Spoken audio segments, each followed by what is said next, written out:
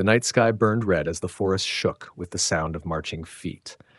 Small huts made of bark and stone trembled, while the tiny aliens, no taller than a man's knee, ran in panic. Their village was under attack by a band of raiders 3 times their size. The little ones screamed as fire spread across their fields. Spears clashed, cries echoed, and hope was fading. Through the smoke came a shadow, taller than any tree in their eyes. A human soldier, battle-worn, armor-dented, rifle low on power, but his steps steady and strong. He had been wandering, searching for a way home, when he saw the flames. At first, he thought it was only another skirmish, not his concern. But when he saw the tiny people dragged from their homes, he felt anger boil inside him. They were helpless, too small to fight back. His hand tightened around his weapon. He charged. The raiders laughed when they saw him. To them, he was just one man against dozens. But the human did not stop. His boots crushed the burning ground as he raised his rifle. The first shot cracked like thunder, dropping a raider instantly. The little ones gasped. To them, the sound was like the roar of a god. More raiders rushed him with jagged blades. He ducked low, swinging the butt of his rifle into one's jaw, breaking it clean. Another came from the side, blade flashing toward his ribs.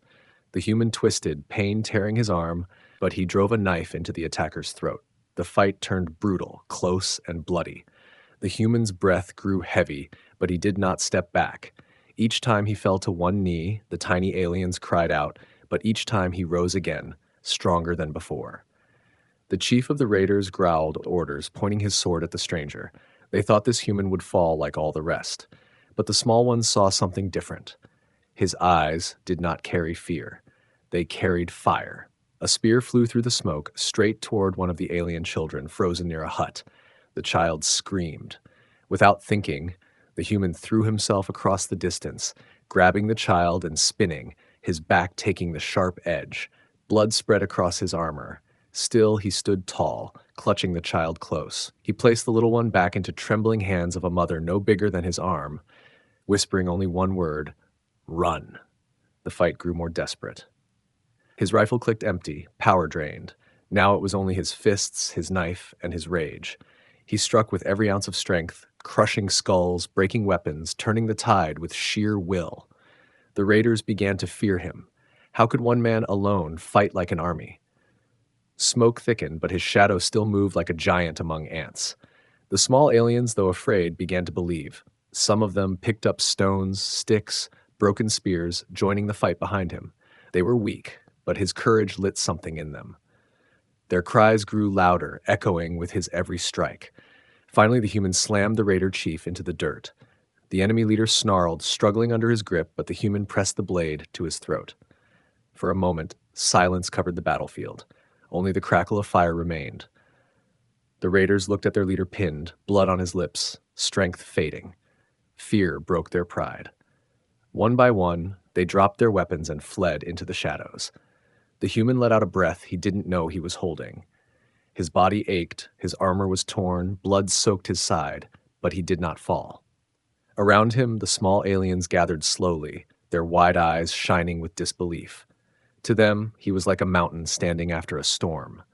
Mothers clutched their children. Warriors no taller than his waist bowed with their cracked spears. The village chief, an elder with silver lines across his tiny face, stepped forward, his voice shaking but filled with awe. You saved us," the elder whispered. The human said nothing at first. He simply looked at the smoking huts, the burned fields, the frightened faces. His chest rose and fell with heavy breaths, but his hand stayed tight on his knife, as if expecting another attack. He had not meant to be their hero. He had only acted because his heart could not watch the weak be slaughtered. But the little ones saw him differently. In their eyes, this lone human had fought like 10,000. He was not just a wanderer, not just a soldier. He was their shield, their defender, a giant who stood when no one else could. The night grew quiet again, but inside the silence, a new bond had been forged. The small aliens would never forget the image of the human standing bloody, yet unbroken at the gates of their village, and the human, though stunned by what he had just done, could feel their gazes pressing on him. Something had begun this night, something he did not yet understand. But he would soon learn that his battle was only the first step, and the reward awaiting him was nothing he could have ever imagined. The air still smelled of smoke when dawn broke over the ruined village. The human sat on a stone, his armor cracked and his side bandaged with strips of alien cloth. Around him, the small ones moved carefully, whispering in voices so soft that he could barely hear. They looked at him with wide, glowing eyes, both fearful and thankful. Every step they took around him was filled with respect, as though they were standing near a sacred statue that had come alive. The elder chief, his back bent but his gaze sharp, climbed onto a wooden platform so he could look at the human face to face. The villagers gathered quickly, their tiny hands holding torches, food baskets, and flowers made of glowing leaves.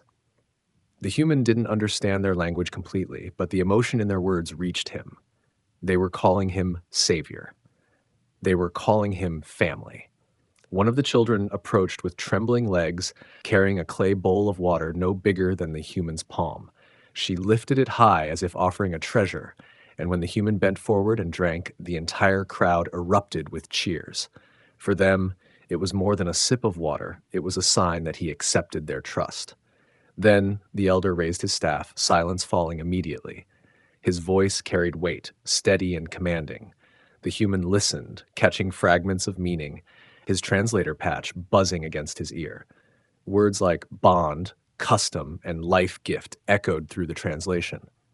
He frowned, not yet understanding. The chief's wrinkled hand pointed toward the crowd, and from between the villagers stepped a girl, if she could be called that.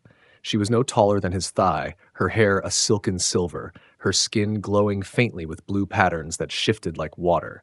She looked young by their measure, but her eyes carried the calm weight of someone chosen for something important. The crowd murmured, parting around her as if she was royalty. The human straightened, confused. The girl kept her head bowed, carrying a basket of golden fruit. When she stopped before him, she knelt, placing the basket at his feet. She did not look up, but her hands trembled. The chief spoke again, his words firm, and this time the translator made the meaning clearer. She is gift, she is bond, she is wife. The human's eyes widened. For a moment, the noise of the crowd faded, and all he heard was his own heartbeat pounding in his chest. Wife? Did they mean companion? A caretaker? No, the words came sharper this time. Not just a gesture, not a symbol. It was marriage in their tradition. The tiny girl finally raised her head. Her eyes were soft, uncertain, but they held no fear of him, only duty. Around them, the villagers clapped their tiny hands, some singing in their high voices, others dropping flower petals from woven baskets. It was a celebration, a ritual, and the human had no way out of it without insulting the very people he had just saved. He opened his mouth to protest, to explain he was not one of them, that he could not possibly, but the elder's face was set in stone. This was not a choice. It was an honor, a tradition older than their own memory.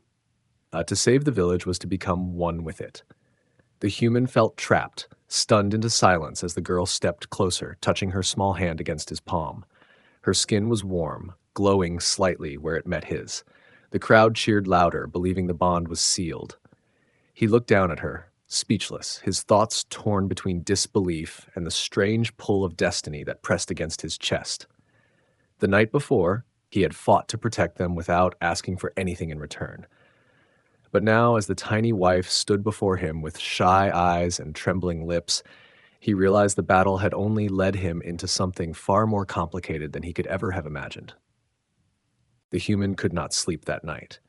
The village was quiet, the fires reduced to soft embers, and the tiny aliens had gone to rest in their leaf-woven huts. But he sat awake, staring at the stars through the broken roof of the shelter they had given him. His wounds throbbed, but the pain was nothing compared to the storm inside his head. A wife. They had given him a wife. Not just any wife, a girl who barely reached his hip, who moved with graceful steps, but carried herself as though the entire tribe's honor rested on her shoulders. She was there too, sitting at the far end of the hut, her silver hair catching the moonlight. She said nothing, only watched him with curious eyes. Every time their gazes met, she quickly lowered her head. He didn't know her name. He didn't know what she thought of him. Yet here she was, bound to him by the will of her people. When the night grew colder, she stood and approached, carrying a cloak made of stitched leaves and feathers. Without a word, she placed it across his shoulders. He wanted to tell her that he didn't need it, that he was fine, but that the look on her face silenced him. She was nervous, her hands trembling slightly, yet determined. This was her duty. The human sighed and leaned back, letting the silence stretch between them. He had faced battles, gunfire, storms of steel, but this quiet gaze from someone so small and fragile felt heavier than any fight. He wondered if refusing her would break her spirit, if turning away would shame her before her people. In the distance, drums began to beat. Slow, steady, like a heartbeat. The girl rose and motioned for him to follow. Unsure, he stepped out into the night, where the entire village had gathered again, their glowing lanterns floating like stars in the darkness. At the center stood the elder, staff raised high. The air was thick with smoke from burning herbs, and strange patterns glowed on the ground as though painted with fire. The elder spoke, his voice rising with authority. The translator whispered fragments in the human's ear. Union, protection, bond sealed. The girl walked forward, her steps light, and stopped at the circle's heart. The crowd parted, all eyes turning toward him. He knew what they wanted. The elder gestured for the human to step closer. His boots felt heavy, but he moved into the glowing circle, standing beside her. She reached up, offering him her hand. It was so small in his palm, fragile yet steady. The elder placed both their hands over a bowl of glowing water. The liquid shimmered, reflecting their faces together. The words came again through the translator. What he saved, he must keep. What he defends, he must love. What he touches, he must not abandon. The human's throat went dry. He had not agreed to this. He had not even spoken a word, yet the ritual swept him forward like a river. The girl's eyes met his, searching, uncertain, but she did not pull away. The crowd cheered as their hands sank into the glowing water, sealing what the aliens believed was now a sacred marriage. The human stood frozen, surrounded by hundreds of tiny voices chanting his name, their songs filling the air. The girl beside him lowered her head, cheeks glowing faintly. She was his now, in their eyes. Not a symbol, not a gesture, his wife, bound by the laws of their ancestors. He wanted to shout that it was impossible, that he could not accept this. But as he looked at their faces, at the hope burning in their eyes, his words caught in his chest. They had lost everything last night and still found a way to smile again because of him. To refuse now would crush the very spirit he had fought to protect. And so he stood there, silent, with the girl's hand still resting in his. He felt the weight of an entire people settle on his shoulders, heavier than any rifle he had ever carried. He had defended them once, but now they had given him something far more dangerous than a battle: responsibility. Morning lights spilled across the village, soft and golden, but the human felt no peace in it. Children ran between huts, laughing. Tiny warriors patrolled with cracked spears, and women carried baskets of glowing fruit. Life seemed normal again, yet he felt 1,000 eyes on him wherever he went. They whispered his name with awe, pointed at his towering frame, and always at his side was the girl, his so-called wife. She walked with small, careful steps, never falling behind. If he slowed, she slowed. If he stopped, she stopped. Her presence was silent but constant, like a shadow he could not escape. The human tried to tell himself this was only a ritual, that the bond meant nothing outside their tradition. But each time he caught her watching him, eyes shy yet steady, he felt the lie pressing heavier on his chest. The elder called him to the central square where the tribe gathered again. The human stood before them, his wounds aching, his armor hanging in pieces. The elder raised his staff and spoke words the translator carried into his ear. The giant must accept the bond. To refuse is to curse us. To keep her is to protect us. The human clenched his jaw. He wanted to argue, to shout that he was no god, no guardian, no husband to anyone. But as the people leaned closer, their faces glowing with fragile hope, he felt the fight drain from him. They had nothing else. Their survival now rested on the belief that he belonged to them. Later, when the crowd dispersed, he found himself alone with the girl in the quiet shade of a half-burnt hut. She stood close, holding a small piece of fruit, offering it with both hands. He hesitated, then took it. Her lips curved into the faintest smile, quick as lightning but warm as fire. That night he lay restless, staring at the roof again, but his mind no longer burned with only disbelief. The girl had curled up near the door, her silver hair spilling like light across her shoulders, her breathing calm. She was not afraid of him. Not anymore. That realization struck harder than any blade. He turned his face away, but the thought clung to him. They had given him a wife not to bind him in chains, but to tie his fate to theirs. He was no longer just the stranger who defended them. He was one of them now, whether he wished it or not. The peace did not last. The third night after the battle, scouts returned breathless, their tiny armor torn and faces pale with fear. They carried news that froze the village. The raiders were gathering again, this time with more numbers, determined to reclaim their pride and burn everything to ash. Panic rippled through the small ones. Mothers clutched their children, warriors shouted, and the elder's voice quivered as he tried to calm the crowd. The human stood at the edge of the square, his fists tightening.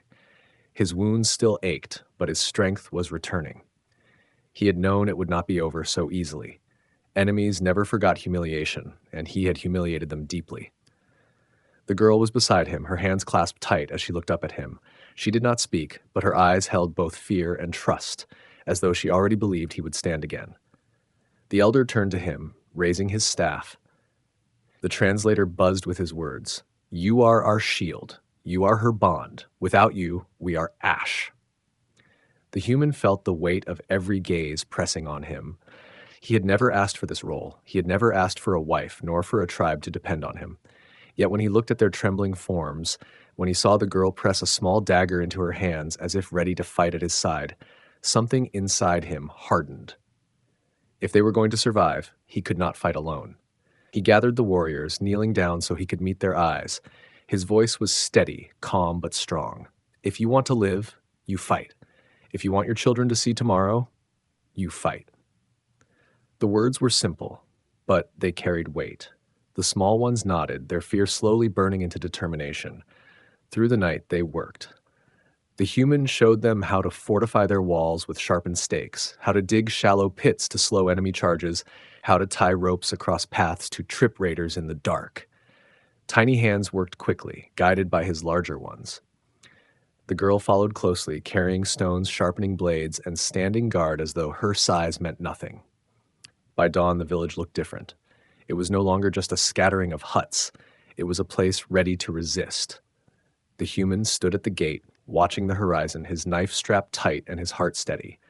Behind him, the tribe whispered his name, not as a stranger, but as their warrior. The girl stood at his side, dagger held firm, her voice quiet but unshaken as she whispered, "With you." The sound of drums echoed from the distance, signaling the enemy's return. The human lifted his weapon and breathed deep. He had defended them once out of instinct, but this time it was more. This time it was his fight. The ground shook with the rhythm of approaching drums. Dust rose on the horizon as the raiders marched in greater numbers than before, their banners snapping like torn wings in the wind. The small ones huddled behind their makeshift barricades, their voices trembling in whispers. At the front gate, the human stood like a wall of iron, his blade gleaming faintly in the dim light. The girl was beside him, her tiny dagger clutched tight, her silver hair tied back, her face pale but unflinching. The raiders roared, charging with weapons raised. The traps sprung first. Ropes snapped, tripping the front line, while sharpened stakes hidden in the ground pierced legs. Tiny warriors leapt from the barricades, their spears stabbing with desperate fury. The human charged into the chaos, his movements sharp and brutal, each strike dropping an enemy before they could reach the villagers. He fought not just with strength, but with precision, guiding the flow of battle as if every move was part of a plan only he could see. Still, the numbers pressed hard. A raider broke through the line, towering over one of the children. Before the human could reach him, the girl leapt forward, her dagger flashing. Her blade found a gap in the raider's armor, and though her strength was small, her courage was enough. The raider fell back with a roar, stunned that something so tiny could wound him. She stood firm, chest heaving, her eyes wide but unbroken. The human saw her, pride cutting through his focus. He shouted orders to the warriors, his voice carrying over the clash of steel. They moved as he directed, striking in packs, retreating, then striking again. The small ones, once scattered and weak, now fought with rhythm, their fear burning into resolve. They had become an army, and he was their heart. The raiders began to falter. For every swing of the human's blade, two more of them fell. For every scream of rage, the small ones answered with a cry of defiance. The battlefield turned, inch by inch, until the invaders' confidence shattered. The raider chief locked eyes with the human, fury boiling in his stare. He roared and rushed forward, a massive axe raised high. The human met him head on, their weapons clashing with a sound like thunder. Sparks lit the air, and for a moment the whole battlefield froze, all eyes on the duel. The fight was savage, the chief's strength immense, but the human refused to yield. His muscles screamed, his wounds burned, yet he pressed forward, driving the axe back inch by inch. With one final surge, he struck the chief across the chest, sending him crashing to the ground. Silence fell, broken only by the chief's final gasp. The raiders broke. Their formation shattered, their courage fled, and they scattered into the trees. Victory was theirs. The humans stood in the center of the battlefield, chest heaving, blade dripping. Around him, the tiny aliens raised their spears high, their voices rising in a cry that shook the air. They had fought, and they had won. But more than that, they had believed, because he had stood with them. The girl stepped forward, her dagger still stained, her hands trembling now that it was over. She looked up at him, eyes shining with something more than relief. He met her gaze, and for the first time he saw not just a bond forced by tradition, but a bond forged in fire. Smoke drifted over the battlefield, curling into the pale sky as the villagers gathered among the ruins. Broken weapons lay scattered, the ground stained with blood, but the small ones stood tall, their heads high for the first time in memory. The human, exhausted and wounded, leaned on his blade. His chest rose and fell with heavy breaths, but his eyes stayed sharp, scanning the horizon to be sure no enemy lingered. Around him, the warriors bowed low, their spears lifted in salute. The elder chief stepped forward, his staff trembling in his hands, yet his voice steady. He spoke words filled with reverence, the translator buzzing softly in the human's ear. "You are no longer outsider. You are blood of our blood, heart of our heart." The crowd erupted in cheers, their tiny voices carrying across the air like 1,000 bells. Mothers lifted children onto their shoulders, warriors pounded the ground in rhythm, and for the first time, joy replaced fear. The girl moved through the crowd until she stood before him. Her dagger was gone, her silver hair tangled with dust and ash, but her eyes glowed brighter than ever. She lifted her small hand, reaching for his, and without thinking, he lowered his palm. Her fingers pressed against him, warm and steady, and the crowd cheered louder, seeing not a stranger and their daughter, but a pair bound by fate and battle alike. That night, the village transformed. Fires burned high, food was shared, music echoed through the hills. The human sat in the center, a feast laid before him, though his wounds ached too much to eat. The small ones sang songs of him, calling him giant, shield, savior. Some carved his image into stone, others painted his likeness on their huts. He had become more than a man. He was their living legend. The girl sat beside him, quiet but unafraid. She leaned gently against his arm, her presence soft yet unshakable. He looked down at her, still bewildered by what had happened, still unsure what it meant to have her as wife in a world so different from his own. Yet as she smiled faintly, her hand never leaving his, he felt something settle inside him. He had not asked for this path. He had not asked to be their hero, nor to bear the weight of their trust. But standing there with the village alive and whole, he understood. He had defended them once, then again, and now he was bound to them not by ritual alone, but by choice. The stars spread wide above, and in their glow he felt a strange peace. The human had come to this place as a wanderer, but he would remain as something far greater, a protector, a husband, a part of their story forever. And though the future was uncertain, one truth was clear. The battle of the small ones had forged a bond that nothing could break.